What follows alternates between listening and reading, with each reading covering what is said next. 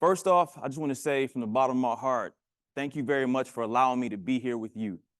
It means more than I can actually put into words being here to present and just to talk and be around you all. It means the world to me. So sincere thank you from the bottom of my heart. Today, I want to encourage you all. I want to push you outside of your comfort zone as coaches. And I want to tell you that what you're doing at each and every individual ball club, you're good at what you do and how you do it. I just want to push you a little bit further. I know I was told years ago it can be a thankless profession. I'm telling you, thank you for what you do and how you do it. They don't always know what the secret sauce is, but I will tell you the secret sauce is you. At each individual ball club, you're the secret sauce. You are. It's something special about you that makes this go. Every situation is going to have its challenges, but you guys are doing it. So I thank you for that. We're going to talk about gratitude. We're going to talk about developing our staffs. We're going to talk about organizational messaging. We're going to talk about building meaningful working relationships with players. If I ever say the word Cliffy, most of you know him. I'm referring to James Clifford, a good friend of mine. So if I say Cliffy, you know what I'm talking about, that guy. We had a phone conversation and they asked Cliffy, he said, Mondray, they said, what kind of guy is he? And Cliffy said, he's a good human. So I appreciated that. And so that whole weekend in my mind, I was thinking, if you want to be a good coach, be a good human. Because we deal with people. It's a human aspect to all the things that we do. No matter sets and reps, this machine, that, it's about people. People with feelings. So you want to be a good coach, be a good human. As a part of coaching, I think it's so important that you as coaches know your why. Like, why do you coach? And whatever your why is, it's authentic to you, it's specific to you, and it means something to you. If you were to ask me why I coach, I'll tell you, I've just coached to make a difference and use the weight room as a facilitator of the movement to help athletes become better. That's it. Position of service. Position of service. That's me. That's my why.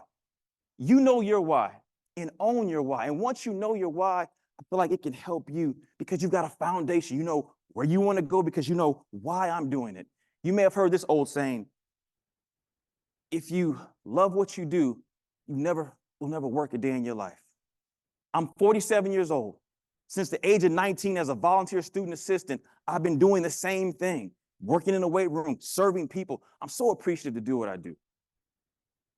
As I know my why, I ask you all to pull out your rosters right now and say to myself, can I write 2 sentences about every guy on my roster? Let's just say the major league roster.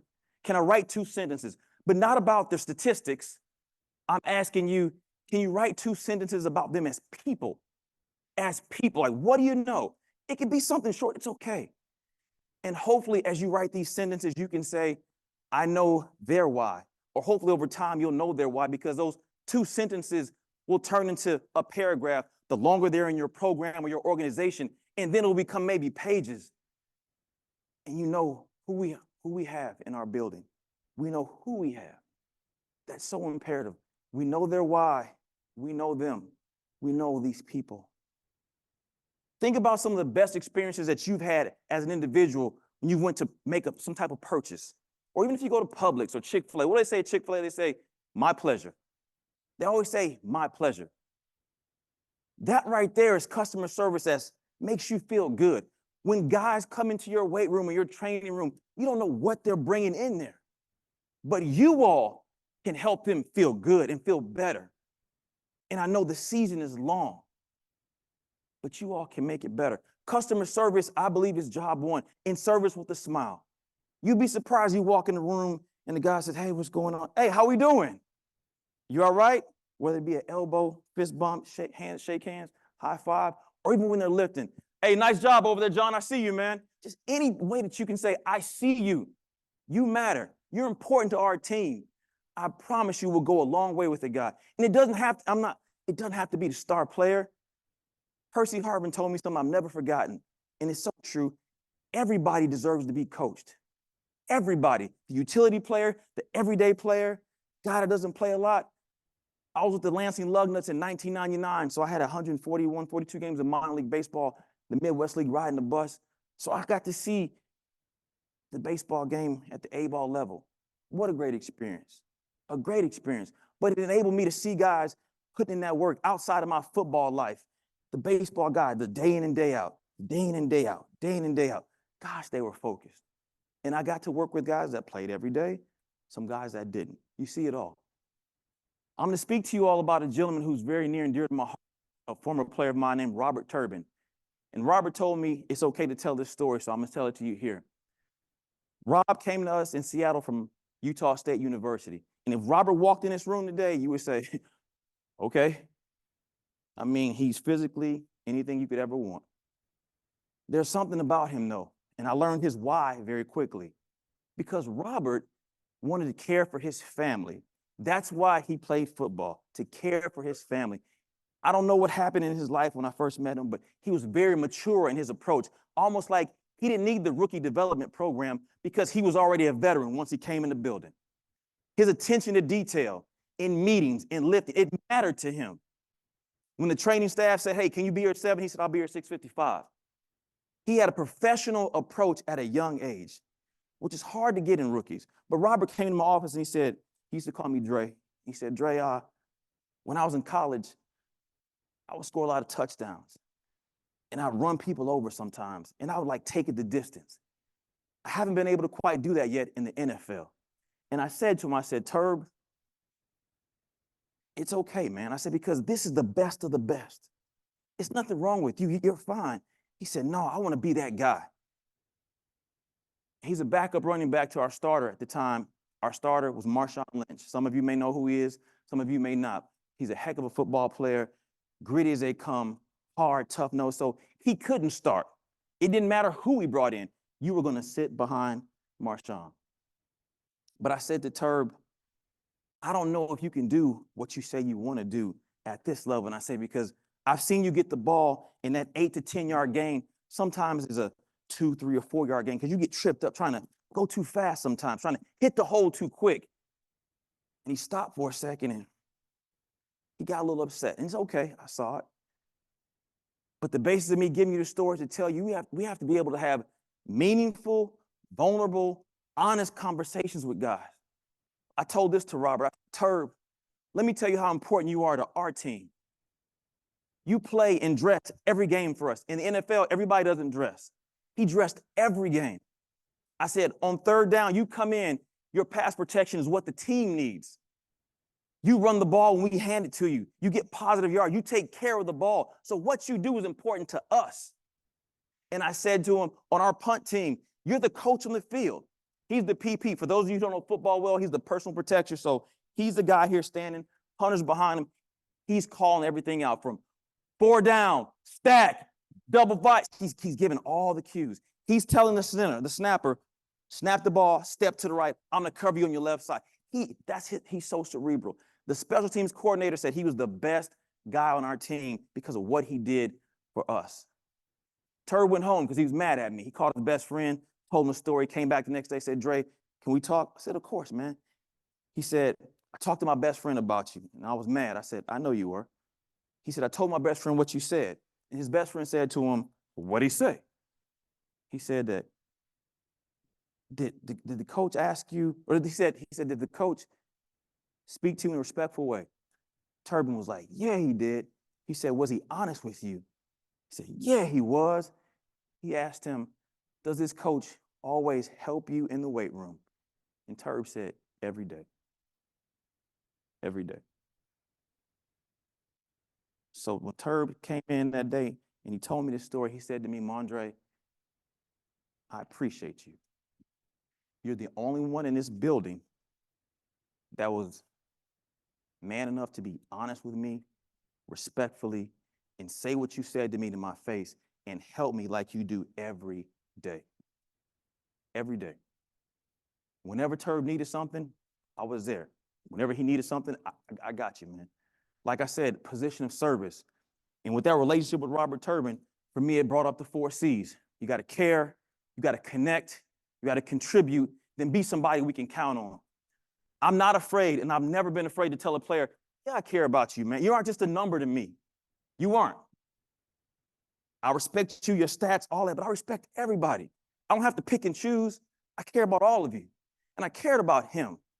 And I showed him I cared and I told him I cared. And then we connected because we spent time communicating, talking, building trust, building that relationship. You got to care. You got to connect. And then I had to contribute. When he came in, I was ready for his workout. Here we go. Here's what we're doing. Hey, Dre, my shoulder's a little banged up from the game. I can give you 3 other things we can do. And if we can't find it, figure that out, let's go talk to the trainers. I'm going to contribute to this relationship. And the last part, he knew he could count on me. Before a game, Dre, can you stretch me? Yes. Before practice, yes. All I was doing was being available. And I did this for every player. This is just an example. And once you're one of my players, you're always one of my players. And some of you probably know exactly what I'm talking about. Regardless of a guy played for you 10 years ago, 20 years ago, they may call you, hey, my son, my cousin, or I need you be a resource for me. Yes, that's part of service. I sent these 4 C's to a good friend of mine, Dwayne Casey. He was the head coach of the Pistons. Now he's he's an executive, personnel executive. In case he's like, Mondray, I like your 4 C's. Let me give you some H's. So he gives me the 4 H's.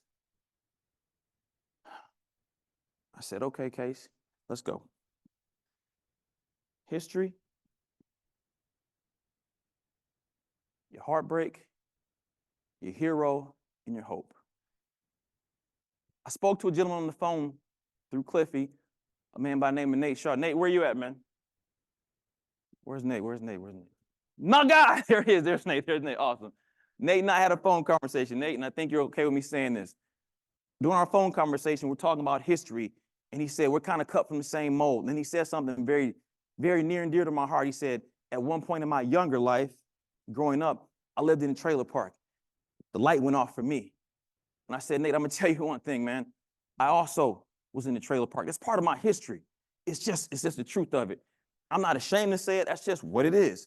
But I'm going to give you something not many people in the world know about me. I'm going to be vulnerable with you all, people I don't even know. I went from, at age 9, being at a predominantly all-black school, then being the only black kid in the school, then being the only black kid in the school, being the only black guy in the trailer park in the double wide. That's real.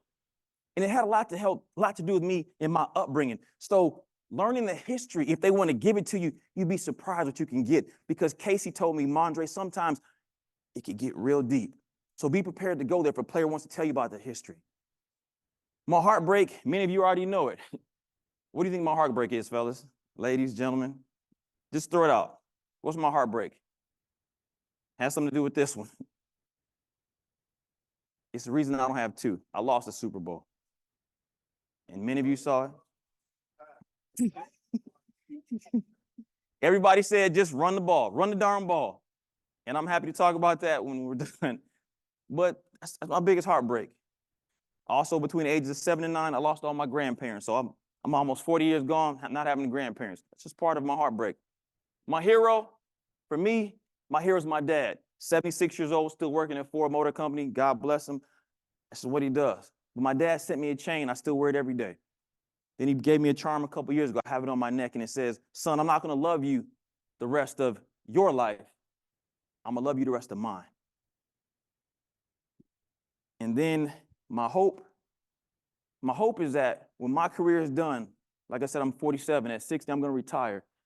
When my career is over, I hope that all my players that I've ever had an interaction with can say, you know what?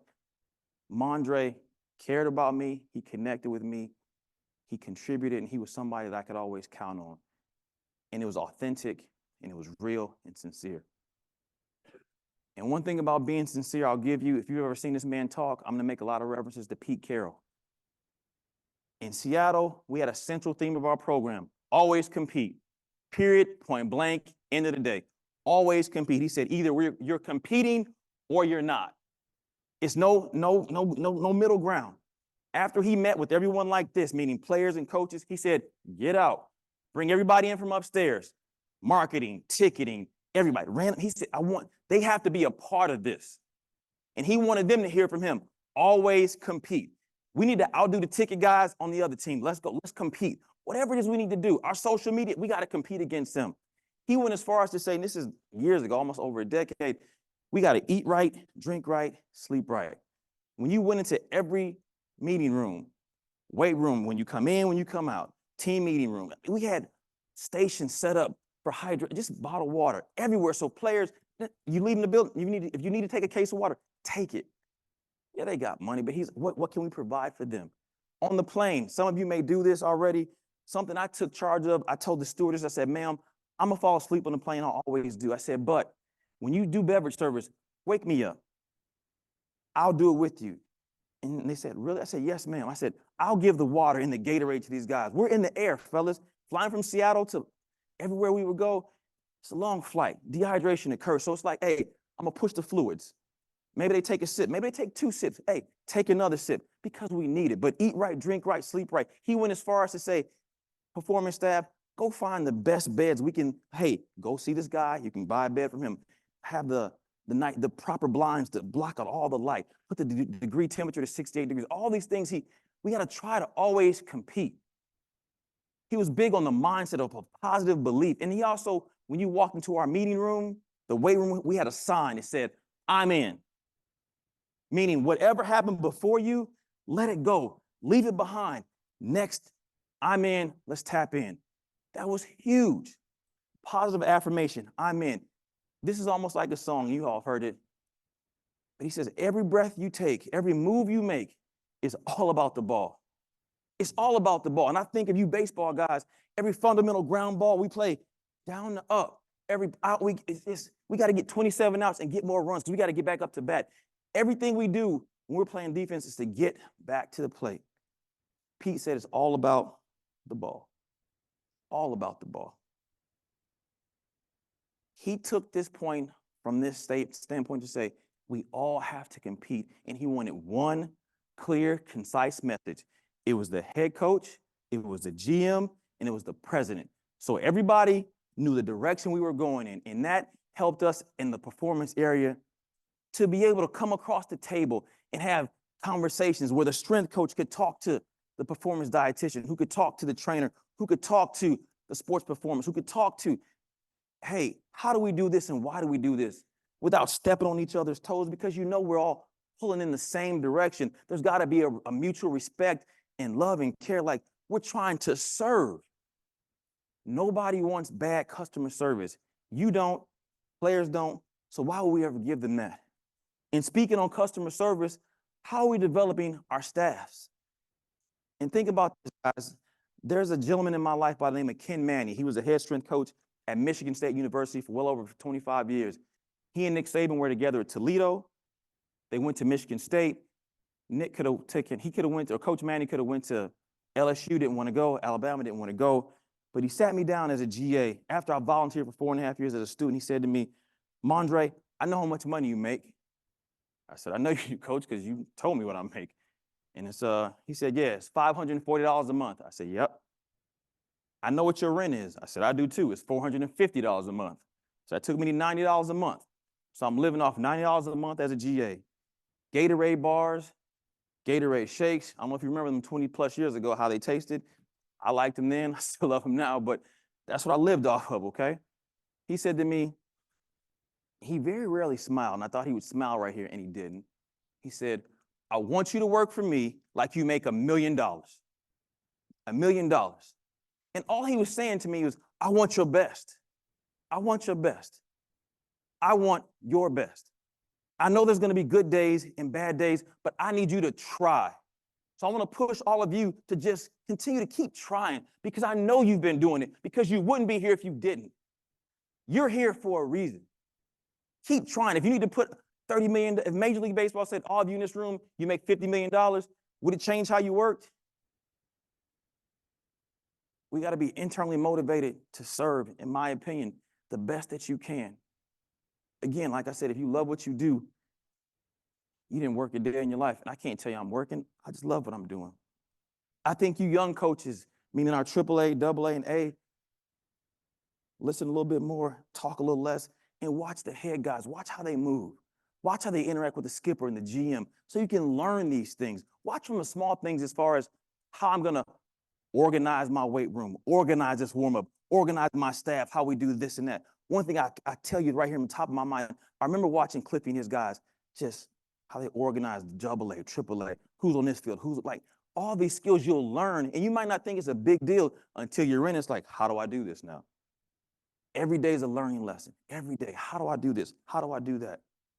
I think it's important that young coaches have an opportunity to lead.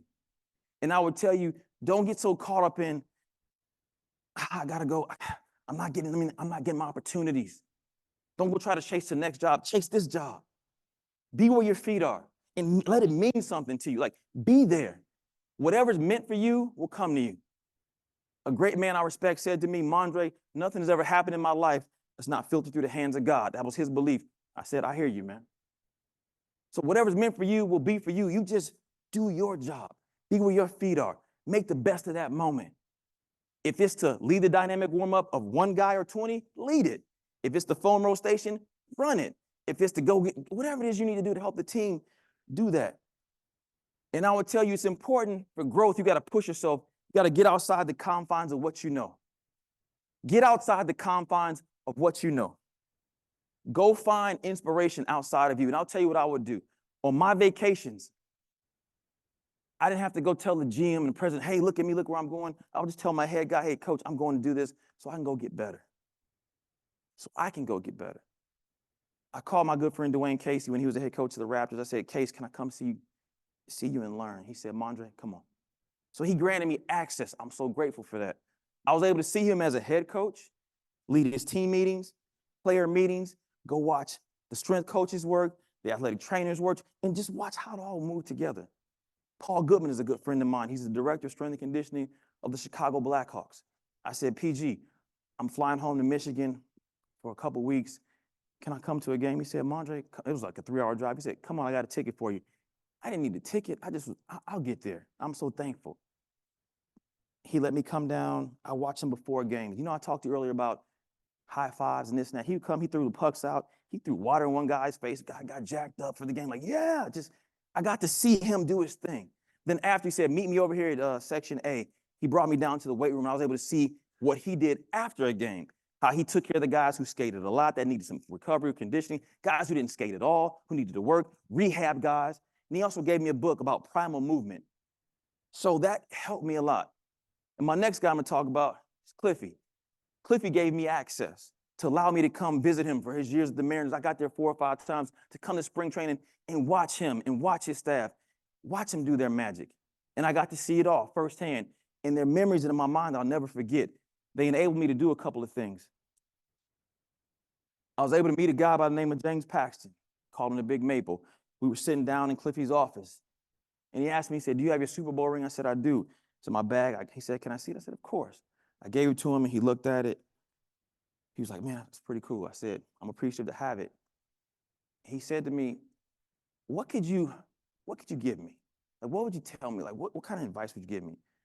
I said, I'm gonna tell you something, man. It's gonna sound pretty basic, but it's real. He stopped. He said, what you got? The best thing you can do, just do your job. Just do your job. And he stopped. He was like, that's it? I said, I tell you, in my world, the D-line, they need to do their job. Stop the run, set the edge. Linebackers, fill the gaps, make the tackles. Corners, press coverage. Safety, everybody has to do just their job and not worry about anybody else. I said, when the catcher tells you what pitch he wants you to throw, you giving them the nod, yes, you're committed. At that point, do your process and just do that pitch. And I said, this is my opinion. I said, I'm no baseball expert, but I said, when you're on, you're one of the best to do it. And he shook his head up and down. He said, I appreciate that. And I said, no, I appreciate you. But I appreciate him allowing me to have that conversation with him. Some of you, I'm going to take you here, and hopefully I can paint this picture perfectly. At spring training, can anybody in here just remember the smell of the grass? How immaculate the fields are lined? Hearing guys hit that ball? Hear guys throwing in the pit. I mean, just all these sounds of spring training, they're very close to my heart because I appreciated the opportunity to be able to be a part of that and see it, hear it, smell it, and feel it. I was able to go into the clubhouse And Scott's service has been great to me. He allowed me to come in, and guys could ask me some questions. Cliffy let me talk for a second. And when I was done talking, I told him, number one, I said, thank you for allowing me to be here with you in your space, in your time, in your area. And they asked me, hey, who do you want? Russell Wilson, Tom Brady? They asked me. And I told them, I said, guys, I'm going to ride with my guy, Russell Wilson. I've won with him. I've lost with him. And they were like, really? And I said, I'll tell you what, I'm going to flip the script on you. King Felix is your guy right now, right? And they were like, yep. I said, be loyal to your guy. Be loyal to your guy. They asked me about Richard Sherman, Cam, Bobby Wagner. And Bobby's still playing today, ironically. He's done it for a very long time at a high level. MJ said, dream, believe, become. All of you in this room, it had to start with a dream. Then you had to believe in your dream. And I hope today you've been able to become your dream. When people hear MJ, they think about Magic Johnson, Michael Jordan. For me, talking about my 7-year-old son, MJ. And Daddy loves you very much, son. And thank you all very much for allowing me to be here. God bless.